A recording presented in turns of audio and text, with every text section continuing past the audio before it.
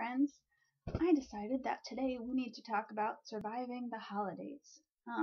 There's a few different subtopics I could talk about, but I'm going to stick with food for this particular video because food around the holidays is difficult. I wish I could have done this video before Thanksgiving. Sorry. I've been sick. See, the thing about food, if you have inflammatory bowel disease, is if you're in a serious flare, everything hurts. So it's kind of not like it's a comfort thing to have your own food and to not have to worry about going somewhere and not being able to eat anything. So it's always an issue, but I think it's a bigger deal around the holidays because you're traveling, perhaps, seeing family, seeing friends, going to parties, hopefully. And if you have dietary restrictions, not all of you will, but if you do have dietary restrictions, that's stressful. So for me, from personal experience, my dietary restrictions when I had all my guts were pretty serious. Most of the time I was pretty limited to very low fiber foods. Well, the whole 8-9 years I had a colon and Crohn's. I like raw veggies and fruits were out of the picture. And a lot of like all nut seeds and that kind of thing out. So that's kind of what I was dealing with. And soda would often upset my guts. Too much sugar would upset my guts too. So one of the things that I did was I would carry snacks everywhere in my purse. And I know this is a little more difficult for guys, but for guys, I would suggest using like granola bars or power bars or something stashed in your pockets. That works too. But with granola bars though, I would just stick with ones that were mostly oats because those didn't have seeds, or I would just pick ones without seeds, nuts, or dried fruits for me. The reason I had to keep snacks stashed at all times was because I never knew when I was going to get dizzy and need food immediately. And I also just didn't want to risk being somewhere and looking at all this beautiful food while my stomach growled and not being able to eat any of it. That's sad. So, stash snacks with you. I would keep animal crackers, were one of my favorites. Graham crackers, whatever, really any kind of cracker.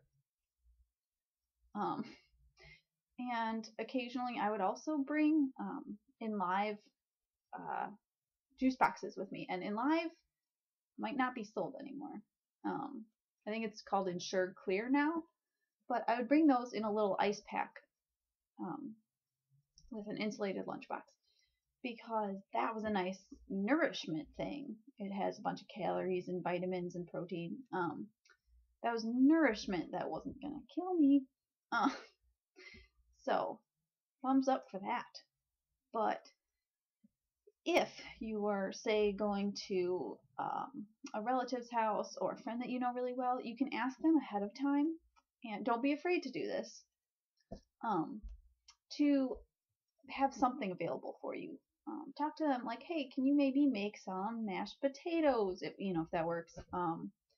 Or I was also a fan of just plain turkey or chicken or whatever, just some plain meat was fine for me. But just, don't make them feel awkward. And especially if they want to plan the whole menu around them or around you, sorry. Don't worry about that so much. As long as you have a few things like to keep your stomach full, you're good. And as I said, don't be afraid to ask because people want you to be able to eat. They're going to feel really bad if they sit there and watch you eat nothing or like scrounge for a PBJ.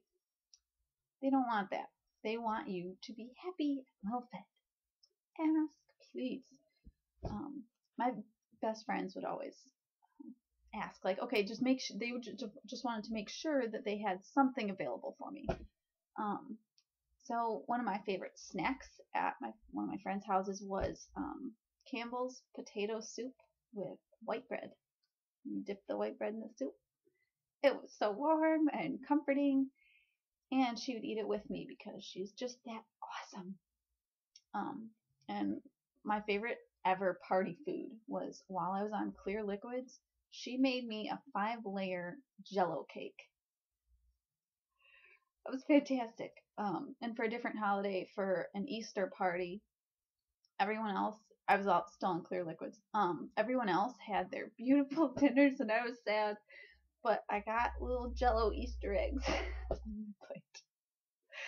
So, and I had a fork and knife even to make me feel better. So it's things like that where, you know what, people are willing to accommodate you. You just have to ask. But if it's somewhere like a bigger gathering, like say an office party or something where you can't really plan ahead with the cook, then you really have to be proactive about bringing your own food, like insulated lunch bag with a sandwich or two, something like that.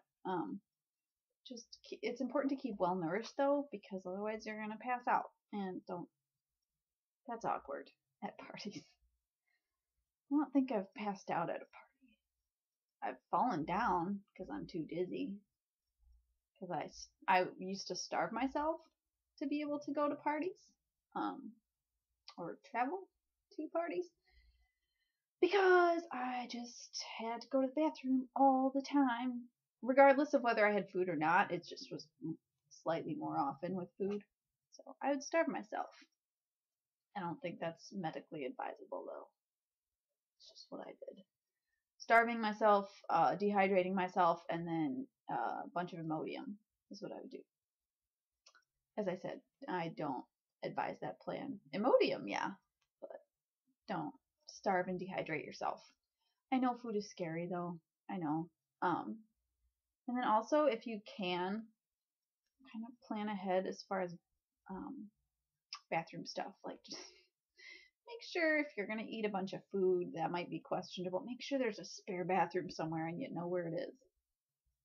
It's a good plan. I'm sorry to be, I don't mean to sound pessimistic with that, like to insinuate that you're just going to be stuck in the bathroom. I'm just trying to help you plan ahead, because I cannot tell you how terrifying it is to eat something and then get a rumbly stomach and just be like, oh no.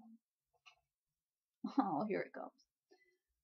So, if you're going to minimize that, don't indulge in anything excessive that's gonna, is gonna make your stomach sensitive. I know, like, even if it tastes good, probably not worth it.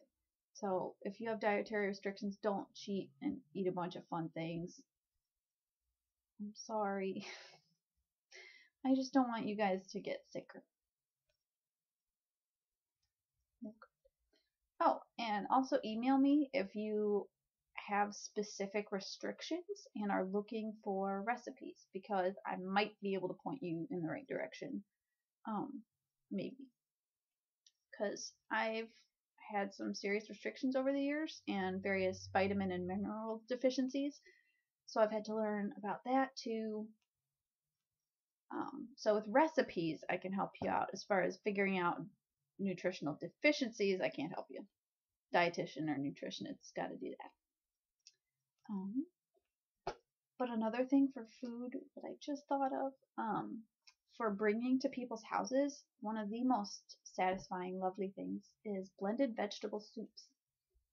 Like with a butternut squash or potato or sweet potato base. And then some various veggies all pureed up in there. Because for me, I was able to stomach those things when I wasn't able to eat much else, and I could still feel full. I like that. So again, if you need help figuring that out, let me know. But if you just want to explore pureed vegetable soups, go to like the Food Network website or something. I wish you all such good luck this holiday season, and I'm sorry I didn't get this video done sooner. And if all else fails, just live on potatoes. And ice cream. Ice cream is fun.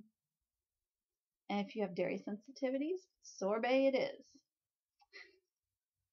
I'm sorry. I'm tired. I love you all.